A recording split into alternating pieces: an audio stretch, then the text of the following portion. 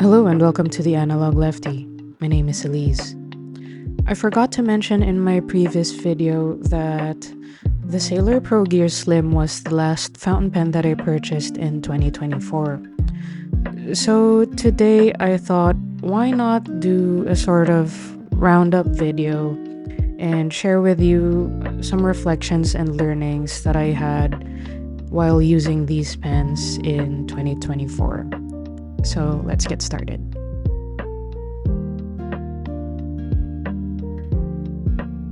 First, let's do a quick recap of the 2024 roster. So, as you know, the Pilot Kakuno was my first ever fountain pen, which I got in February. Super beginner friendly. And then it took me a few months to actually decide that, yeah, hey, I'm enjoying this. Let's see what else is out there. And that's when I bought the Asvine V126 in August.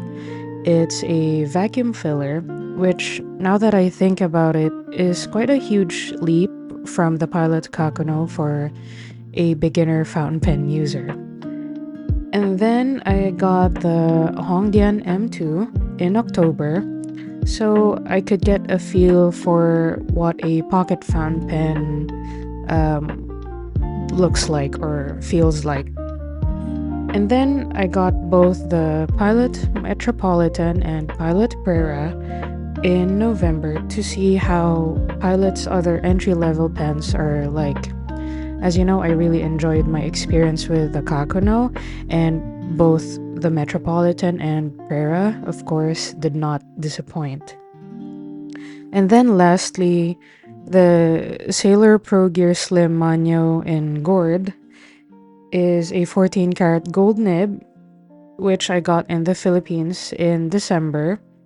Well, November, end of November.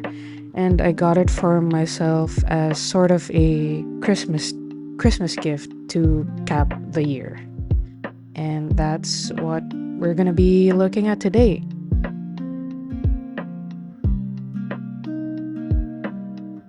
Before getting into fountain pens, I always thought you needed to spend a lot of money to attain one because they give off that fancy, bougie vibe, like only rich people or professional writers and artists can use them.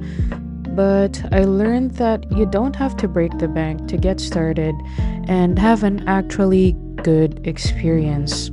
A great example for that is the Pilot Kakuno, which I got for $20.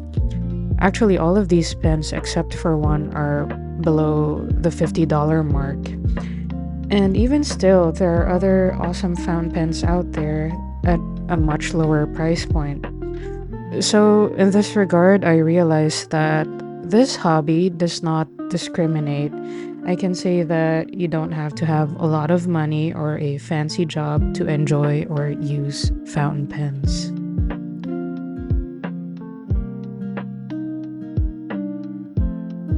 Having been able to explore a bit in 2024, I've gotten a better understanding of my preferences or fountain pen qualities that I tend to lean towards and those qualities that work best for me.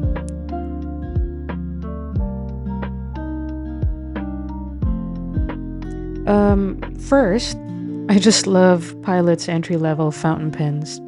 As you can see, I have 3 of them in this group. I have the Kakuno, the Metropolitan, and the Prera. They all come at very accessible price points, and they are such great writers that you can always rely on.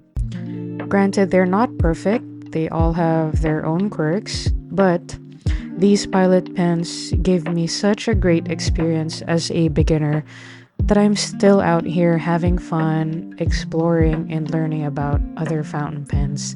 And I think that's what's most important as you're starting to get into a new hobby. You're having fun, you're enjoying, you're learning.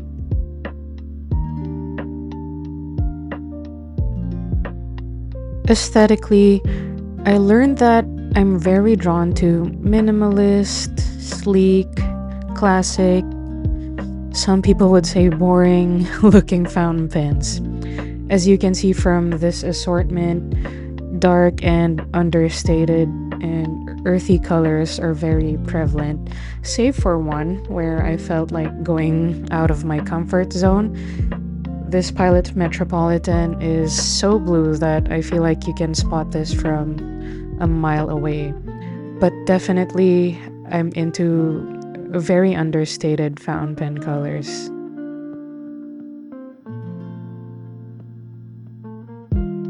In terms of filling methods, I do like converters because they're so convenient. They cost extra most of the time, but you can keep using them with your bottled inks, and they're very helpful in cleaning too. On the other side of that, I realized that vacuum fillers or pens that have built in filling systems are not for me. Those types of pens, like this here, the Asvine V126, usually fill up the entire barrel with ink and have such huge capacities that it takes a long time before they run out of ink. I personally am not always away from my home base that I don't see the need to have a fountain pen that has such a huge capacity.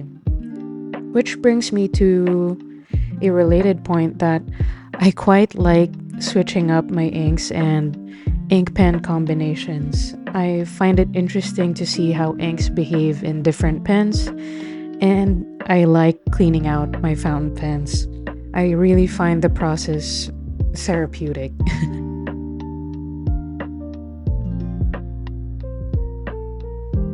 In terms of compatibility as a lefty, I realized that I don't have to be afraid of using broader nibs and more coated papers that highlight ink properties best, since I already found a workaround to prevent smudging. Initially, the priority was to always go for fine nib pens to lessen the likelihood of smudging.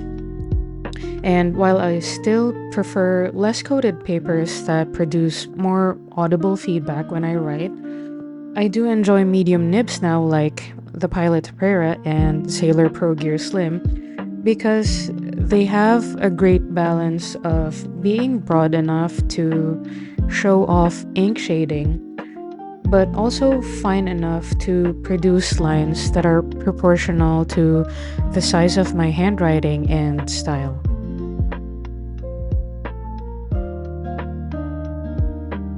As a small handed person, I learned that posting doesn't matter that much to me when it comes to standard sized pens.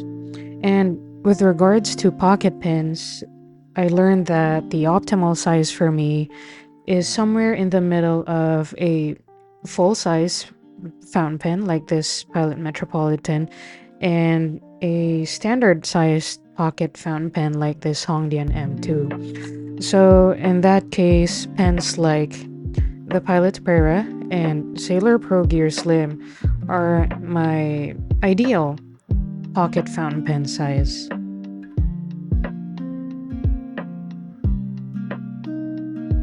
All that being said, you might be wondering what my least like and favorite fountain pen is in this group.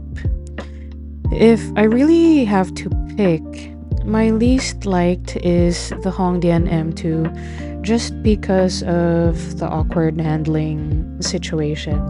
But that's mostly because of my small hands and is in no way the fault of the pen.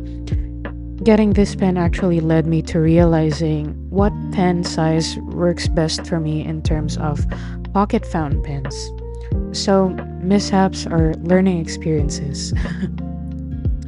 For my favorite pen, do you have any guesses? No, it's not the Sailor Pro Gear Slim. I think I'm not compelled to say it's the Sailor Pro Gear Slim just because it's the most expensive one. This is my pick. It's the Pilot Prera. It just hits all the right notes for me. All the good things that we talked about in this video. The Pilot Prera has got it all.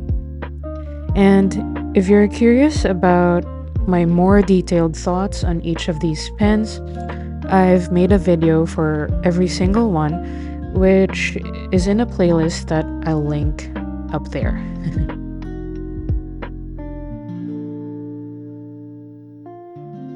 And those are the things that I have learned through using my fountain pens in 2024.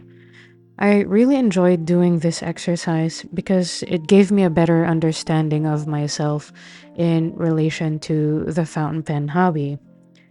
The great thing about this is that preferences change, and I have barely scratched the surface of the fountain pen world. So many nib types, so many makers, so many materials left to explore. It's going to be interesting to see how my preferences evolve over time. And I actually just realized that these pens are either Japanese or Chinese made, so it'll be interesting to revisit that in the future. If you made it to the end of this video, I appreciate your time and you for being here. Thank you for watching. Take care, and I'll see you on the next one.